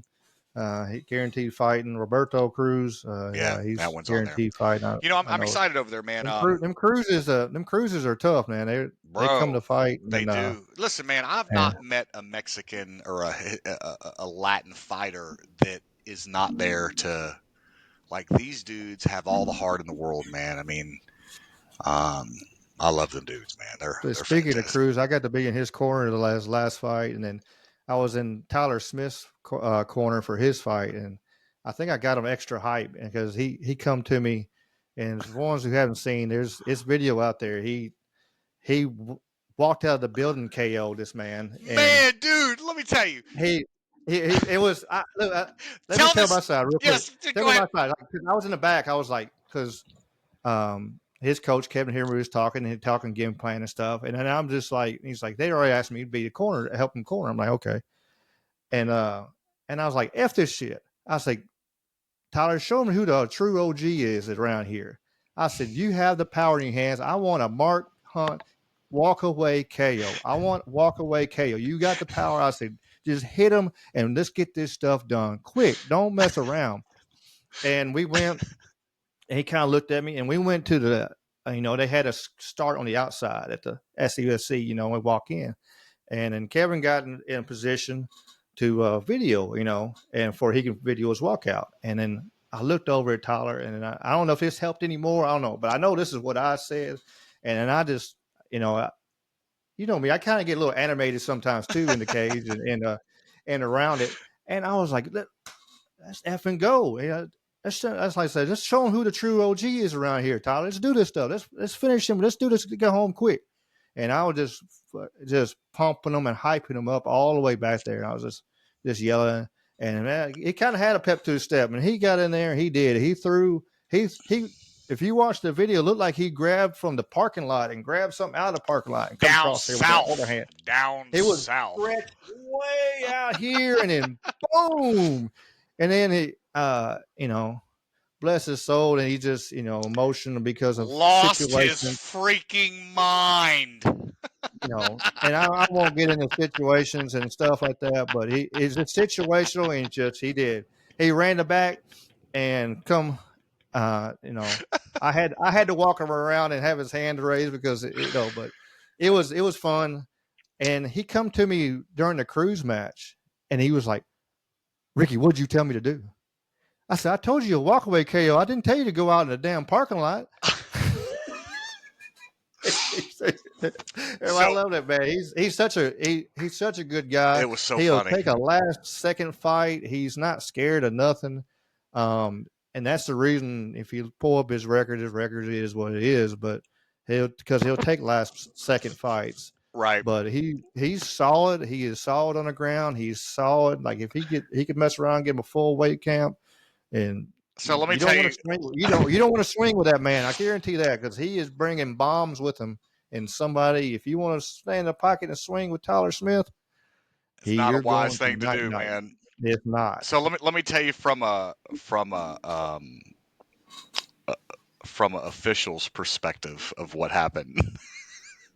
So when he came out the ring and went back into the back, I'm gonna tell you, I can't remember who, if it was who from the state caught him, but man, they were mad. They're like, if you I, don't get I back, was I was standing right there because I went to the back to go. I'm like, oh, come on, you got to come on. And then when he was hugging the commissioner and like right, his right, and commissioner Randy's telling glasses, him to get back in the. yeah, yeah, Randy's glasses are sideways on his head like this, and because he's hugging him so hard, I was as close as like mean as a screen. I was right there when it happened, Oh, dude, it and was so no, crazy. and then I'm like, come on, Tyler, and he finally got in there, and he just like just it's like a weight lifted off his shoulders, and he just He didn't got know that how to dub, conduct man. He himself. got that dub. He I'm got that glad. W, and he was, I guess, he was really stressing it and worried about it, and he did it, and that's why you never know.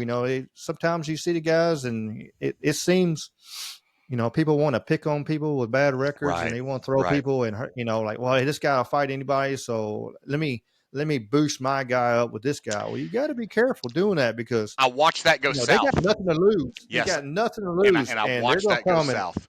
There's a guy yeah, from Colorado. The kid's name is Rob Fuller. I say kid. He's my age, a little bit younger than me. Awesome personality. He's such a great guy, but he had an upside down record as well.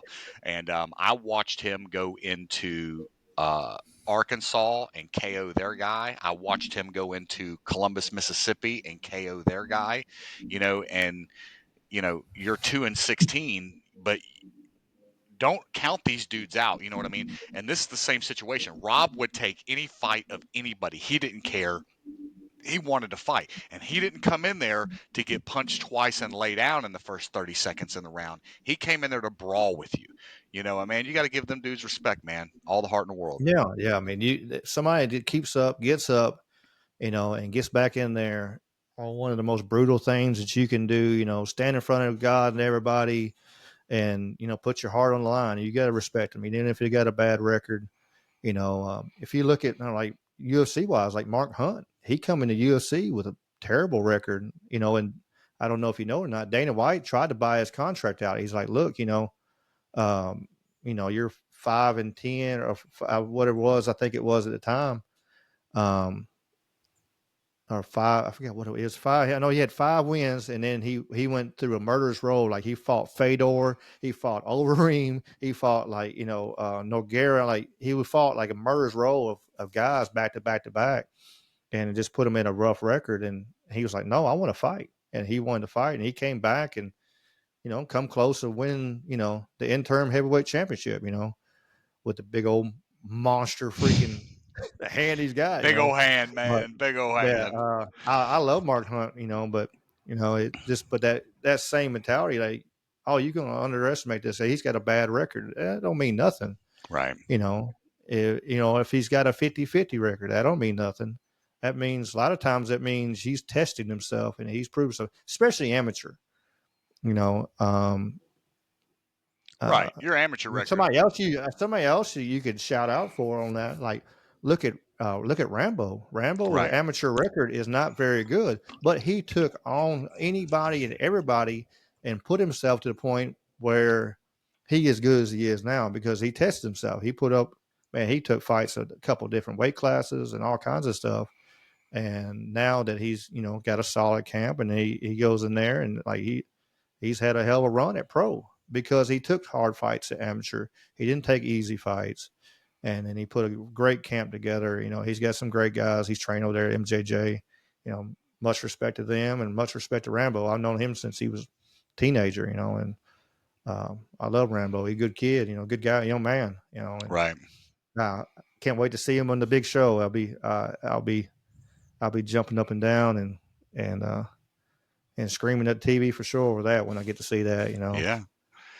I tell you, But man. that's another one. Like I said, if you just looked at, if you come in there and looked at his amateur record and think, oh, you're gonna smack that young man around, He, you got another thing he coming. got a tough draw, man. I really wish that they would have set that situation up a little different to give both them guys an opportunity. Because Yeah, Memphis could have very well had two, UFC fighters. But they had yeah. to pitch Danny against Rambo. Had there could only be one King of Memphis, and I really wish they would have set that up a little bit different. You And know, and Danny, I hated seeing that fight. I really did because Danny Barlow's such a good dude. He's just good and humbled, and he speaks. Every time I've seen him, he speak to me and everything like that. And I've seen him do a lot of good things. I remember right before he went pro, he won, like he defended his belt, the attitude belt, and he gave it away to one of the kids in the crowd.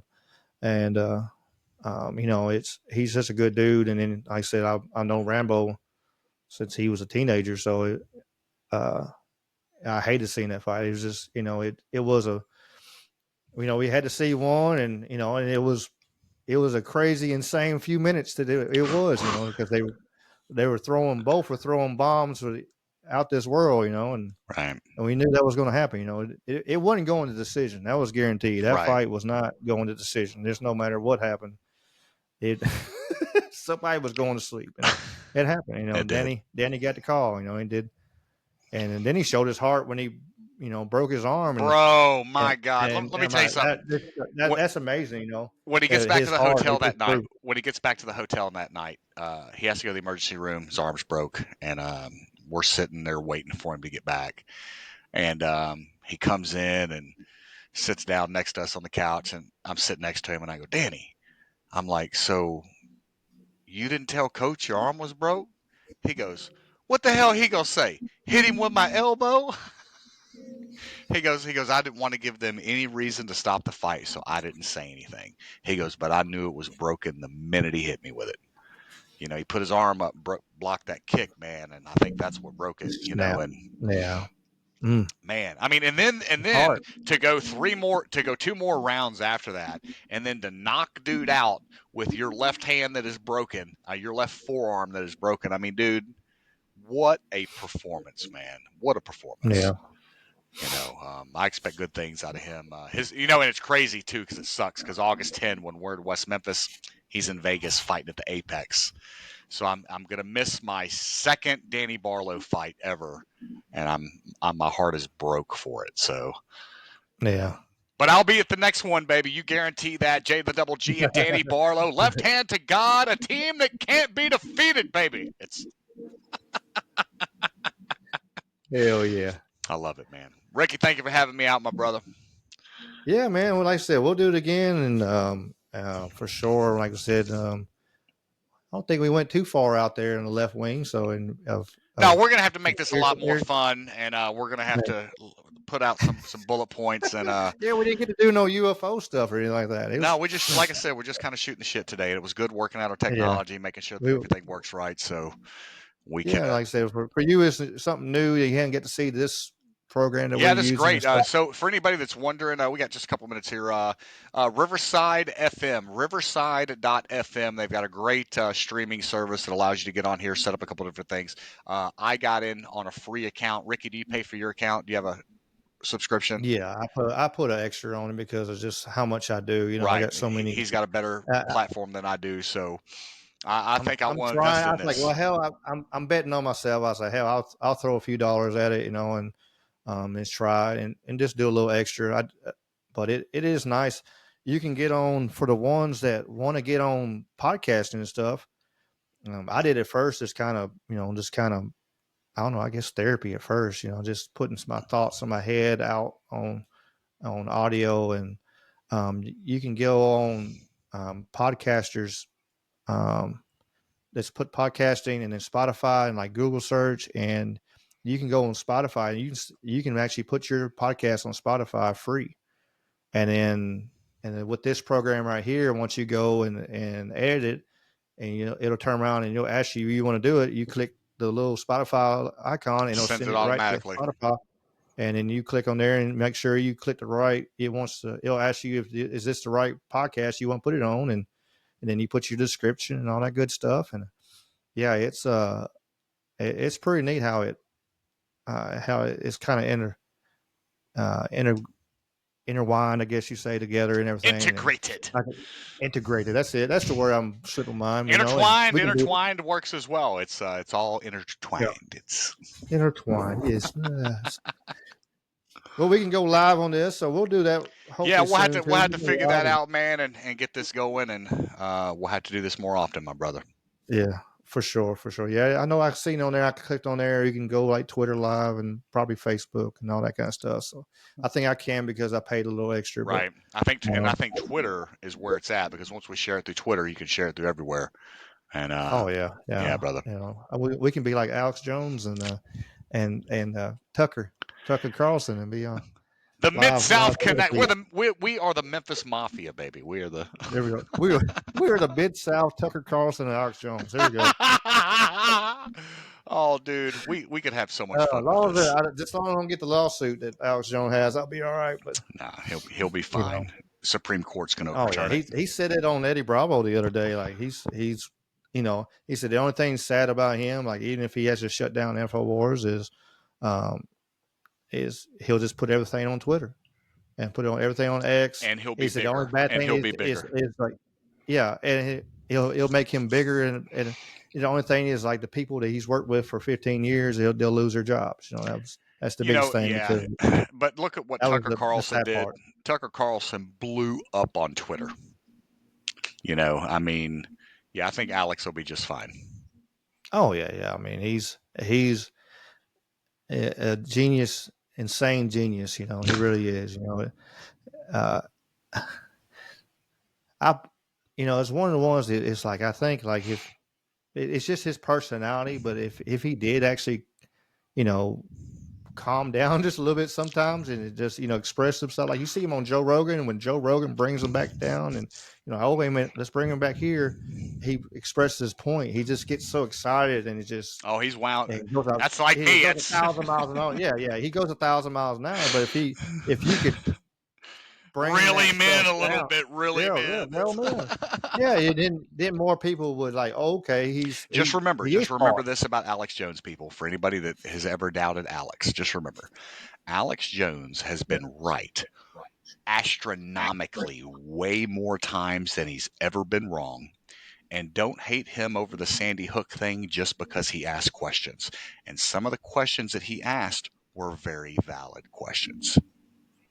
It's nothing wrong with asking questions. A lot of people get You fussed know, about asking questions, but there's nothing wrong with asking questions. But he was right. He was a few months ahead on 9/11. He was right on um, uh, the the Grove, Bohemian Grove. He was right on that. People there's no such thing. There's check this no out. big celebrity, blah blah blah blah. And then you turn around like, wait a minute, all the great elite are meeting in this little woody campsite for the elite The and guy rich and knows famous. something. That's why they want him canceled so bad. He has some good sources, and he has and he's digging deep in um, it's amazing, like you said, how much stuff that he has gotten right. I mean, even with the frog stuff, turn the frogs gay. He's turning the frogs But gay. wait a minute. Wait a minute. But Isn't that wait a true? minute. But they were actually turning the frogs asexual. It was true, but Oh, because of how he showed it and just being Alex Jones and just freaking screaming every damn thing. People are like, oh ha ha ha. He's just being a this bigot or guy's a whatever. Talking, lunatic. this guy's a lunatic. And then you turn around like, wait a minute, he's telling the damn truth. Hold it. Wait a minute. Yeah, the guy knows a Uh, lot more than people give credit for. So, he is, and he's got a lot of good people around him. And, I said, I, it's just his personality and how he is. if he, I said, in my mindset, if he calmed down a little bit, you could hear more people like Right. understand, Right. what Stop shouting. We're we're, listening. yeah, calm down. It's okay. Yes, you're right. But more people would be, taking notice. I would think there's always going to be the ones that ain't going. Uh, they're not. They're not going to because they're stuck in their little box. They got their blinders on and they got their phone in front of them in that box and then like this is the world and it's like they're living in a VR reality. And Right. they don't want nothing else is. Oh no, that can't be right. And it is scary, and it's kind of because I know we're on the same on level on a lot of things. Yeah, it is scary. You go back and go. Now you look at everything a different skew. You go watch old movies and you look at a different skew. You Right. watch old TV shows and you listen to what they say and you listen to words how they're saying it and you put you a whole different skew of, wait a minute, this has been going on for a long time. Wait a minute, and it was just, and then of course, farther down that little rabbit hole you start digging, for me, let me say this real quick before we do our first one, but for me, like I used to, kind of believe what everybody, news told me. I kind of believed it. I was right there, like most people were.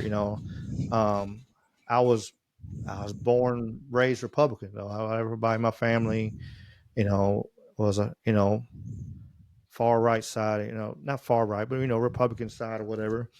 But when after 9/11 and supposedly the person who did it was in Afghanistan, and then we went to Iraq. My questions start asking. I start asking questions. I always been wanting to ask questions anyway, but then I was like, wait a minute, that don't make sense. Well, So he's like, well, Iraq he's is like, here and Afghanistan is over here, but and then somehow you get some and like, well, it don't matter, just blow all of them up. And like, wait a no. minute, we can't just blow everybody up in the freaking world because of a handful of people. It don't make sense. And why are we over here? And then and then more you dig, and then you start seeing more and more stuff, and then you start looking. Wait a minute, why are all these engineers questioning everything that happened? How did Building 7 fall before they even fell after they said it happened? So here's How what does we're going to have Building to do. 6 how does Building 6 have a whole big, if you ever looked into Building 6 is like they detonated the middle of the building, and you can go look on pictures. I did it on one of my podcasts. I pulled a picture. You can look at Building 6, and you can look at Trade Center, and they'll give you an overload shot of the whole damaged area. Building 6, there's a freaking cylinder hole in It the looks middle like it's of it. been blown up. It's been blown up, and it didn't. It something happened, and it didn't collapse like the other ones. Wow. You know, Building 6 is the one like nobody talks about but building at 7, the all. fire But department Building walked through 7, that building where they told everybody, they're like, hey, get out of the building. We're going to pull the building. They're going to yeah, pull the building. That's a yeah. term for demolition. We're going to pull the building, Oh yeah, you know. Building 7 was always my smoke. To me was like, wait a minute, and then of course, if you footage of the Pentagon So and my grandfather died. no planes, and stuff Right. like that. I No was like, wait a debris. minute, Where's the no debris. did What you see the fan? did, Did you see the did, fan that they took out though? well, the original picture when the news showed it showed just a hole like this big around. So check this Well, out. like, of course, So what they did was they pulled a fan blade from an engine out of the building, okay? And when they did, there was a photographer that took a picture of it. It's only like a 3-foot diameter fan blade wheel, right?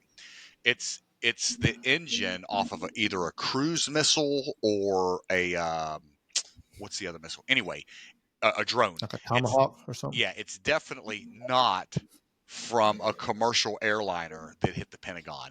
Nowhere on that plane in the schematics of that aircraft is there a fan blade with the diameter that was taken. And I'll find that picture and I'll send it to you. What we should Hell yeah. do is we should dictate some stuff out for the next podcast, and let's talk about September 11th. Let's I would love talk. to. Let's talk about. Oh yeah, we're gonna have some fun here September 11th, because like I I said, have done a September lot 11th of was one. research, bro. I have done a lot of research, and Me too. That was the one that September 11th is one that changed my life to the did you point. hear about the? It made me question everything, and Did you then the hear about more the I people that were questioned, the more I arrested? found out. Did you hear about the people that were arrested on the rooftops that were filming Oh, the incident? oh yeah, yeah, So and like most of the eyewitnesses that told reports about this and that, all of them died. So the story was that they arrested four Middle Easterners that had filmed these acts, and then you come to find out they're from another country over there that not a lot of people can talk about because you're immediately uh, Yeah, yeah. okay. So I mean, they were from was Israel. it- Okay, so they were four Israeli guys that were on the rooftop that were celebrating these acts and filming it that just so happened to be arrested. They weren't Middle Eastern, they weren't Saudi, they weren't Iraqi, they weren't Afghanistani. They were Israeli. well, and yeah, it's crazy. It's like I did a what? Let me see. Let me look back now. Speaking, I did a podcast on let's see. I know it's right here. Where you at, buddy? Oh, the USS Liberty. Did you hear about the USS Liberty? Is that the ship The that they put USS off New York during COVID? no. USS Liberty was back in during the 6 Day War that the Israelis they put up four different flags and actually it was a spy ship for the United States. Israelis bombed it into fucking dirt and the only reason they stopped throwing bullets and bombs into it because they fucking run out. They the United States and they come up there and they were so worried about relations that they had to just fucking just completely cover it all Oh up. wow, Uh, 1967. Okay. yes, and they turn around and I did a podcast on that too. But yeah, it's they blew our fucking one of our ships to fucking Kingdom I'm Come, reading killed that our right guys. now. Holy crap. Yeah, a lot of people don't even know that. That's honest to God fact that happened. A And spy they ship were of the Sixth Fleet. It was attacked by Israeli boats and Israeli Air Force. Wow. I never knew about that. I got lots of useless information in my head Yeah, and what I've we're learned gonna the have to last. write some of that down. Like I said, if you go, like I said, it and everything. I always say, always like a lot of mine. I'm like, fact check me. If you don't believe me, Yeah, fact check it. Look it man, up. listen, that's all I But want anybody to do. that Look up is the look it up. information. Google it. Look Don't it up. Google. But like, Yeah, find some alternative sources and go and just research the stuff. When people attacked me in 2021, and I'm not going to go into a lot of detail on that right now, but what they did is all I asked people to do was just get online and do a little research. Look at video, look at pictures, look at actual stories and do your own research instead of listening to what the television tells you. Do your own exactly. research. I think that'll make Yeah. turn the box off, talk to your neighbor, talk to the guy across the street. People want to solve problems of the world and won't even take care of their neighbor across the street. Let's start there. Exactly. Even like them pictures you see where somebody got like a little strip of grass, and because that little half of that little one little Don't stripe be that is petty on their person. Don't be that petty you know, person. they're like, "Where am I? Oh, I ain't cutting that because that's not That's not mine." I'm like, mine. "Come on Man, now, mow that yard. you Mow know that. it." It's why we're in the state we're in right now because everybody is gotten pushed to the point where they're Individualism. It's scared such an and they don't. individualized Yeah, society. they don't even know. Back in the day, everybody knew their whole neighborhood. Right. You know, and now you don't even know who the hell is living next to you. Right. You know, and you don't know who their person is or across the street, and nobody checks on anybody because they're so scared and they just in their little box because everybody tells them they're supposed to be in their little box. Right. And that's I believe that's one of the faults. troubles we have because we don't have that relationship. You got to have relationships. You got to have that, community, and having open discussions. That's why, I love that Troubled Minds, because like everybody on there, like there's so many different points of view, and some of it I don't agree with, and some of it I do agree with. I Right. don't agree with everybody and nothing. Hey, and I don't There's have not to a person agree with ever it. I've ever agreed with everything they said, but Right. there's nobody there's no fights. There's nobody sitting there going, well, no, you're terrible. They're just, these are ideas, putting out ideas. Okay, take them as you want. Here's an idea, and that's what I strive to do, is just throw out information and strive to put it out there and see, if it touches somebody and gives them, information, like, I like tonight, you didn't know about the USS Liberty. Now I got You some learned research something to new do. today. Now you learned something new, I'm going down a Twitter a rabbit lot of hole as people soon as don't we get know. off here. A lot of people don't know about Building 6. Right. Nobody even looked into that. And then, but when you actually Right. look at the pictures, and you start like, holy shit, there's a hole in the center of What that damn happened building. here? What? Why didn't this building How, collapse how it, properly? because it didn't get hit by no plane either. Right. It's one of them like questions. And why was everything destroyed and parked on the ships and shipped to China before they could do a correct Right. Is that not crazy, investigation? man? And that's why you have all them engineers, and they're not crackpot conspiracy theorists. That's why I like quoting them, is they are They engineers have and the trying to figure out education. how Right. they right, and they were trying to figure out, how is this even physically possible. We didn't want to know. It's the only time ever, there was a building that burned for 3 fucking days and didn't fall Yeah, down. the And one these here, overseas. Yeah. You know, but then a these here plane. fell, and is the only time in history, that a fire has took down a building like that, skyscraper, that statue or whatever. It's the only time in history that NORAD was, was Offline. bamboozled, because at the same time they're doing, uh, A mock you know, drill. drills. And if you look at a lot of the instances that happened after that, there was a mock drill. Well, we'll go on that deeper, but as certain things of certain situations that happen, bad things that happen, there was a drill going on at the same time at the same place. Maybe like Boston, but well, yeah, I'll just go ahead and throw that up. But yeah, at the Working same on that time, agenda for the next time. like I said, I can sit here and yeah, I got a lot in my head, and I'm always been one of the ones that I listen, I absorb, and people tell me stuff, and like I said, it's something like interest and piques my interest. I'm like, wait a minute, I never heard of that. And now with this channel of, I'm over here trying to push out, and like, okay, if I find this interesting, maybe somebody else will find it interesting, and that's why I do put it on my channels, and especially for the ones that never heard it. I mean, I do stuff from uh there's one I'm gonna talk to you when we get off here, but stuff like the catacombs of Lima, talking about all them Oh, yeah, yeah, tunnels and yeah, stuff yeah, like yeah. that. Yeah, them underground cities for 400 years. Right. And then the next one I'm gonna do, I did, was an extraterrestrial highway, where it's a tourist site, and talk about going there and be kind of cool. The next one was the forest there in Mount Fuji, where everybody's committing suicide, and a terrible energy there. It's um, I don't know if you heard about that or not, but Mm-mm. yeah, there's a forest in Fuji, in Japan, that there's actually signs everywhere telling people, please don't. It's Aokigara,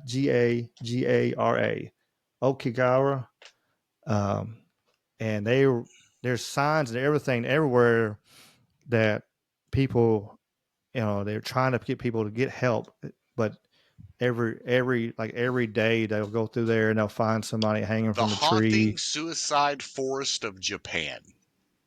And yeah, it's like so much negative energy is there, and just it keeps pulling more people in to add to it. It's pretty scary stuff. Fun, Um, supernatural. I love it. UFOs, conspiracies, yeah, rabbit yeah. holes. I've It's talked about the multiverse. I've talked about the power number 7 was my recent one. Just anything and everything and whatever pops up. But yeah, we can for sure. We can when we do this again, we can do some 9/11. Um, We'll just and talk about all the inconsistencies. I like yes, I that's like it. I like That's identifying it. inconsistencies. And that's the biggest things I'll look at is those. Wait a minute, this don't This make doesn't sense at make all. sense. But Right. and if you ask questions, you're looked down on and like, wait a minute, you ain't supposed to question this. And Right. then you find out 30 years later, it to me is personal on this one though. It's just like Vietnam. We all know now the Tompkins Bay incident didn't happen. It was a false flag. They they we and so it was just a way to get into Vietnam because they didn't have another way. And now, with declassified information. My grandfather went over there and he had two Purple Hearts. He got all the Agent Orange got sprayed everywhere. He got emphysema and all kinds of God knows everything else Right. over a false flag. All was fake bullshit. That's how they It's lure us and they in, don't bro. give a shit. And a month later, no, maybe it's 2 months later. Like 2 months later, after my grandfather passed away, they called the VA call and said, "Oh, he's been approved for his surgery." Oh shit. A month later. Wow. My grandma went off on Oh but my God. and like that one always like and like okay, if you're gonna lie about this one, What else?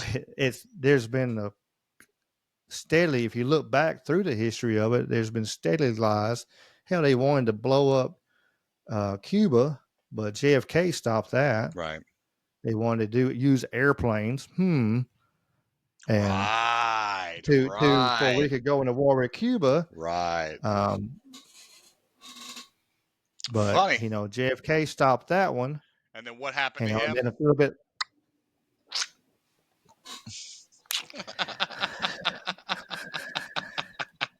and because he tried to stop the Federal Reserve and tried to go back to Right. not letting the Federal Reserve too. There was a lot of people that he upset. So it was probably numerous people that conglomerated to get rid of him. Right. Um, but Fun it was stuff. but a magic bullet killed him, man. Bounced off here and zigzagged and Single shooter. Don't ever forget. single shooter. Yeah, Buy with the a story. with a Buy what the media tells you. Don't listen to anything else. Don't with don't a listen to your common shittiest sense. gun made ever in history. I seen Jesse Ventura was talking about. He shot it and was talking like, yeah, it was. I mean, not just being a single shot. He was. He was.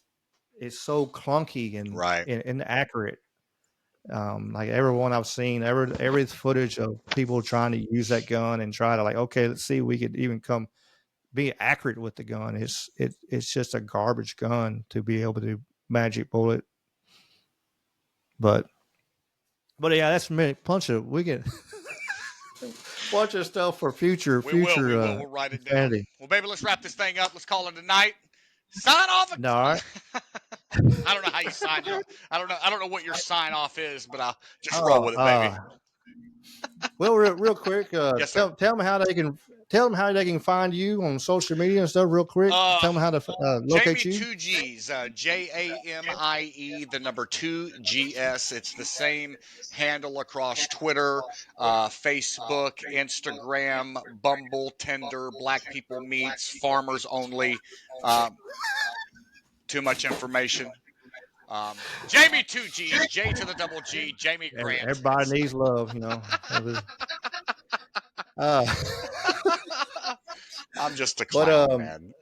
and as always, I'm on the Spotify. I'm on Rumble, YouTube, about all of them, Apple, anywhere you can get your favorite podcast. I'm sitting there, and please like and share. And as you heard the man say, we're going to do more of these, and we'll dig deeper into conspiracies and have a little more fun, for sure.